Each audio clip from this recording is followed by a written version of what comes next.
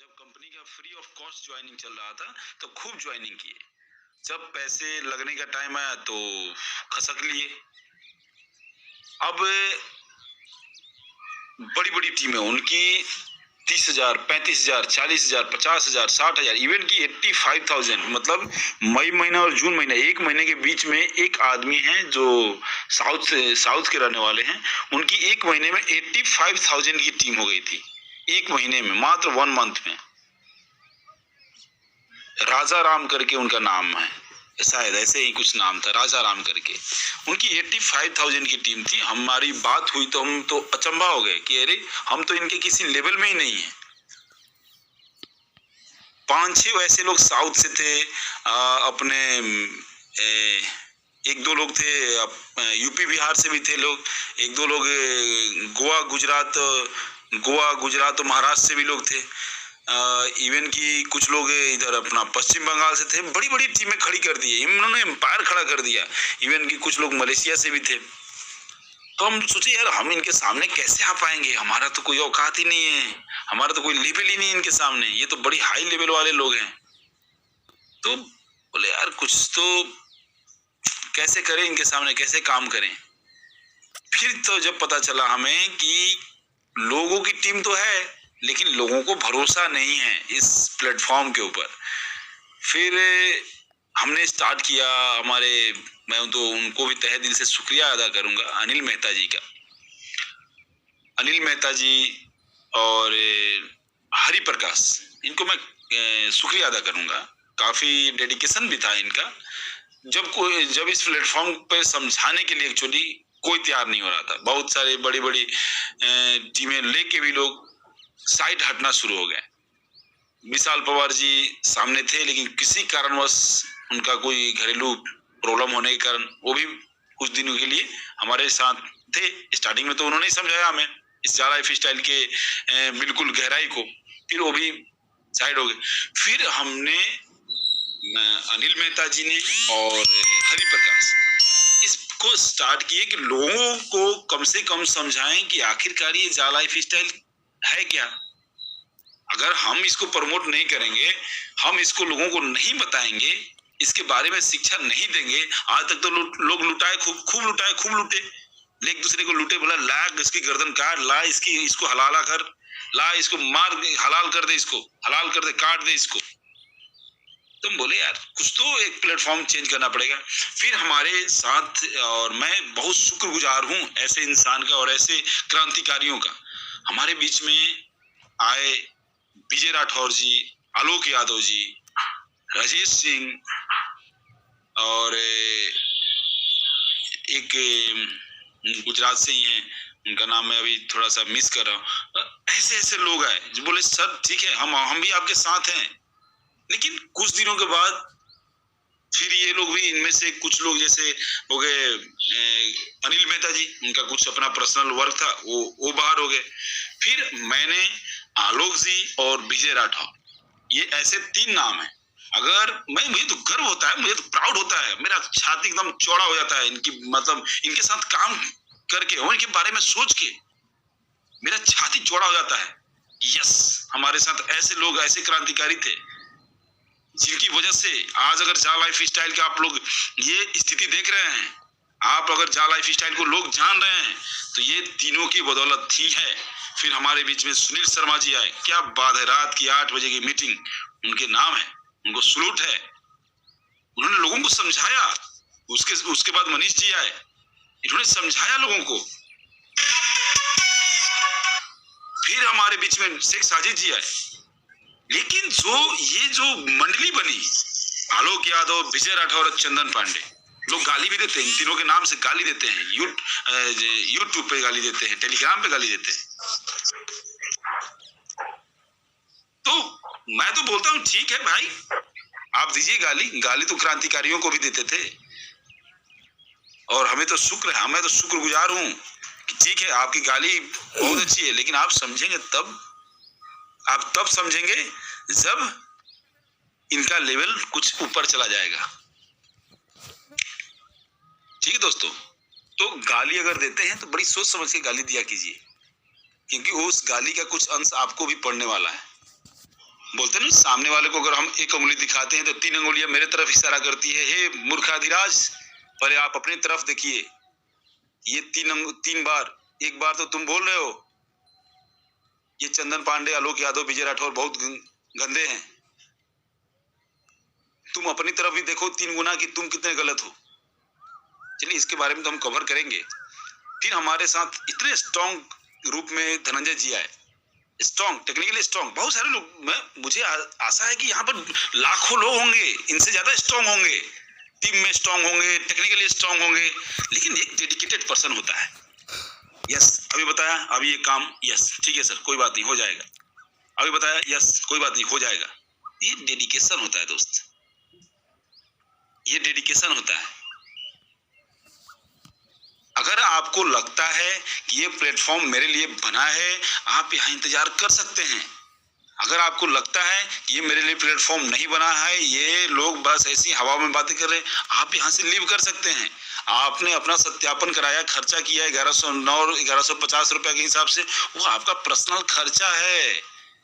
ये किसी को ऐसा नहीं है कि आपने दिया और किसी को यहाँ बाइनरी जनरेट हो गया, किसी को आरओआई जनरेट हो गया, या किसी के घर में आ गया, उसकी वजह से लाखों रुपए आ गया। तो इस बारे में थोड़ा सा ध्यान दे लीजिए सर, बड़ी ध्यान देने वाली चीज है। यहाँ ध्यान से जो काम करेगा वही कर पाएगा। लोग बोलते हैं सर 26 तारीख आएगा, मतलब बिल्कुल 100%, बिल्कुल।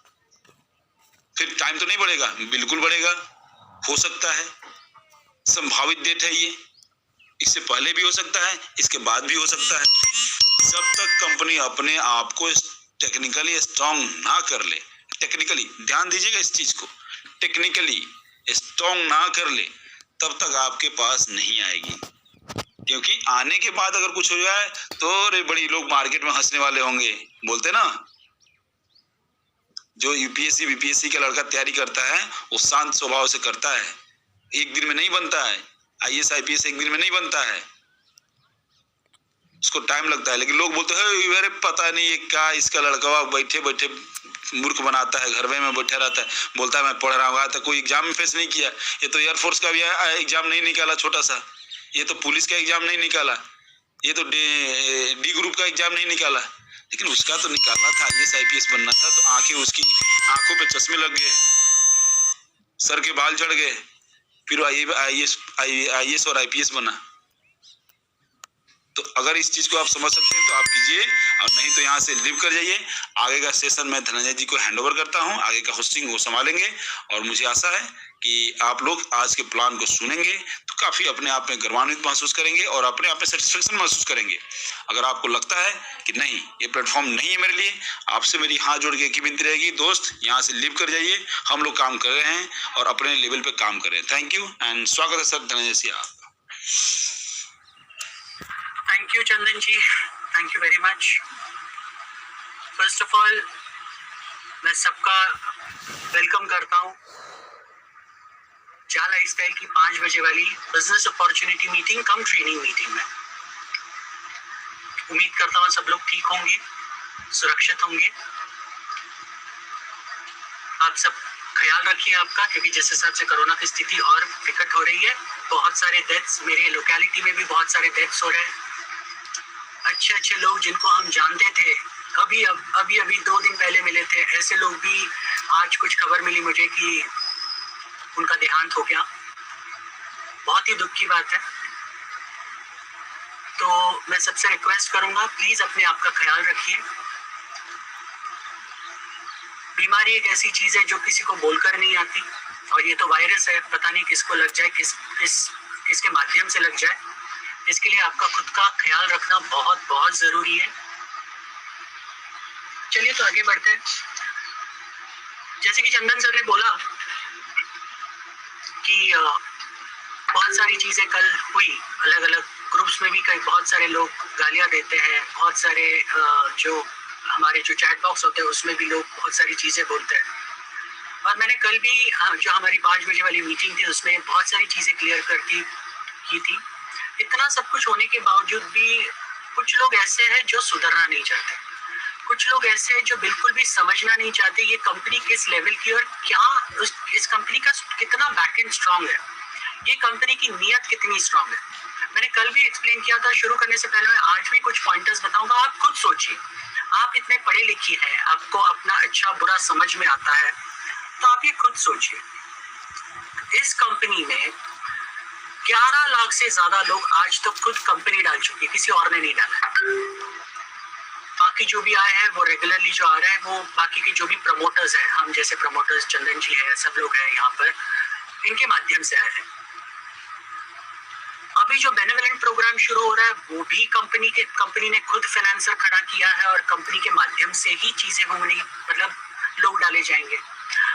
मुझे ये बताइए, आज तक ऐसे नेटवर्क मार्केटिंग में आपने जितनी भी कंपनियां की होगी, भले ऐसे बहुत सारे लोग होंगे जिन्होंने नेटवर्क मार्केटिंग में पहले काम किया होगा, तो मैं उनसे ये सवाल पूछना चाहता हूँ कि ऐसी कितनी कंपनियां देखी आपने इस नेटवर्क इंडस्ट्री में जिन्होंने अपनी तरफ से कंपनी को शुरू करने के लिए इस तरह के प्रयास किए। ऐसे कितने लोग देखे आपने? ऐसे कितने कंपनियां देखी जिस मैनेजमेंट की नीयत इतनी स्ट्रांग है? ऐसी कितनी कंपनियां देखी जो शुरू होने से पहले ही इतने बड़े बड़े लाखों रुपए के रिवॉर्ड्स देती है? क्या जरूरत है उन्हें देने के लिए? यहाँ पर तो ऐसे भी कुछ लोग हैं जिन्होंने बस साइन अप किया और उनको 75,000 का ये मिल गया, अपना आईपैड मिल गया, बस साइन अप करने पे। बाकी कंपनियों पे आप अगर देखोगे तो बाकी कंपनियों पे जब भी कोई कॉन्टेस्ट निकलता है तो आपसे लाखों रुपए का धंधा मांगा जाता है उसके अगेंस्ट। लाखों रुपए का बिजनेस जब आप दोगे, उसके अगेंस्ट एक पर्टिकुलर परसेंटेज में आपको ये कोई गोवा ट्रिप, कोई बैंकॉक ट्रिप या फिर कोई आईफोन, इस तरह की चीजें दी जाती है। ये कंपनी ने जब यहाँ पर कॉन्टेस्ट में जो चीजें लगाई, भले वो आईफोन हो या कुछ भी, आईफोन वो भी लेटेस्ट मॉडल का आईफोन 12, अगर उनकी नीयत सही नहीं होती तो उनके लिए बहुत आसान था ये चीजें इंडिया से डिलीवर करना, लेकिन उन्होंने बाहर से डिलीवर की और साथ में 70% टैक्स एक्स्ट्रा भरा। कौन सी कंपनी भरती है? सारी कंपनियां अपनी पहली नीयत ये होती है कहाँ पैसा कम लगे, कहाँ पैसा अपना बच सके, अपने जेब में ज्यादा कैसे पैसे आए, ये सारी चीजें सोचती है। लेकिन ये कंपनी बोलती है हम जो भी टैक्स लगे हम देंगे, हमें कोई प्रॉब्लम नहीं है। तो इतनी सारी चीजें हैं, जब तक आप इस कंपनी को सही तरीके से नहीं परखेंगे, आपको आपके जवाब नहीं मिलने वाले। आज भी मैं YouTube पे देखता हूँ, बहुत सारे लोग अलग अलग वीडियोस बनाते हैं, उसमें बहुत सारी अलग अलग चीजें देते हैं। और मैं हमेशा अपने ट्रेनिंग मीटिंग्स में, स्पेशली संडे ट्रेनिंग मीटिंग्स में, आप सबको बता चुका हूँ कि जब भी कोई एक ऑनलाइन मार्केटर, स्पेशली यूट्यूबर जिसको हम कहते हैं, जब भी वो कोई सब्जेक्ट चुनता है तो वो सब्जेक्ट ऐसा होना चाहिए जो तड़कता और फड़कता होना चाहिए। तभी तो उसके इस पे व्यूज मिलेंगे, तभी तो ज्यादा से ज्यादा लोग आएंगे और तभी तो वो वीडियो बनाने वाला पैसा कमाएगा। और वो लोग वीडियो बनाते हैं, आप लोग उसी वीडियो पर जाते हो, उस वीडियो को और खुद तो देखते ही हो और 10 लोगों को नहीं 50 लोगों को फॉरवर्ड करते हो 50 अलग अलग ग्रुप्स में। और इतना सब कुछ करने के बाद वो पर्टिकुलर वीडियो पे हिट्स बढ़ जाती है।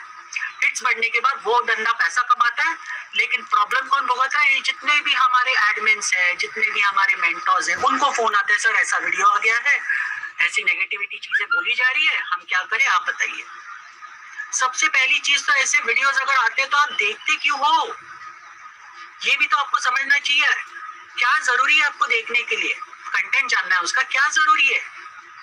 अगर आपको खुद पर विश्वास है, अगर आपको इस कंपनी पे विश्वास है, तो रखिए उस विश्वास को वैसे ही।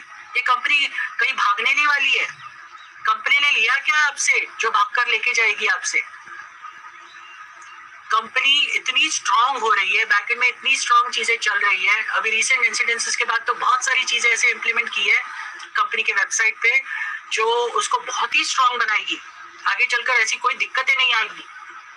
इतना सब कुछ होने के बावजूद भी आप लोग ये समझ नहीं पा रहे। साथ में मैंने एक चीज नोटिस की, इतने सारे लोग हैं यहाँ पर, नए जुड़ते हैं इस सिस्टम में, लेकिन फिर भी सिस्टम को समझना नहीं चाहते, ट्रेनिंग लेना नहीं चाहते। और आप अगर ट्रेनिंग नहीं लोगे तब तक आप इस सिस्टम को पूरी तरह से समझ नहीं पाएंगे। और आप अगर चीजों को समझ नहीं पाएंगे तो आपको जाहिर है नेगेटिविटी तो पहले आएगी। कल के तारीख में आप किसी को भी प्लान दिखाने के लिए बाहर जाओगे, 2 मिनट का काम है सिर्फ। आपको किसी ने, वो बोलता है ना, जब भी कोई पॉजिटिविटी भरी जाती है तो गुब्बारे में हवा भरने की तरह है वो। बस बाहर गए, किसी ने एक सुई मार दी और गुब्बारा फूट गया। टाइम नहीं लगता ये सारी चीजों के लिए होने के लिए। लेकिन ये आपको भी समझना चाहिए कि आप अगर कोई चीजें ऐसे देख रहे हो, लोगों की सुन रहे हो, तो आपको इस सिस्टम में आना पड़ेगा, तभी वो विश्वास आएगा। किसी को दूसरे के विश्वास पे अपना विश्वास मत दे करो। आप खुद देखो, आप खुद पढ़े लिखे, आपको खुद कुछ चीजें समझ में आती है, आपको मालूम है क्या करना है, आपको मालूम है सही क्या है गलत क्या है, आपके एक्सपीरियंसेस मालूम है आपको। उसके बेसिस पे आप जज कीजिए क्या है सही क्या है गलत, लेकिन पहले फैक्ट्स को देखिए। जब तक आप फैक्ट्स को नहीं देखेंगे तब तक किसी कंपनी को जज करना गलत है। और ये मैं ही नहीं, एक बच्चा भी आपको बोलेगा कि फैक्ट्स एंड फिगर्स पे कंपनी को जज कीजिए, ना कि लोगों के कहने पर।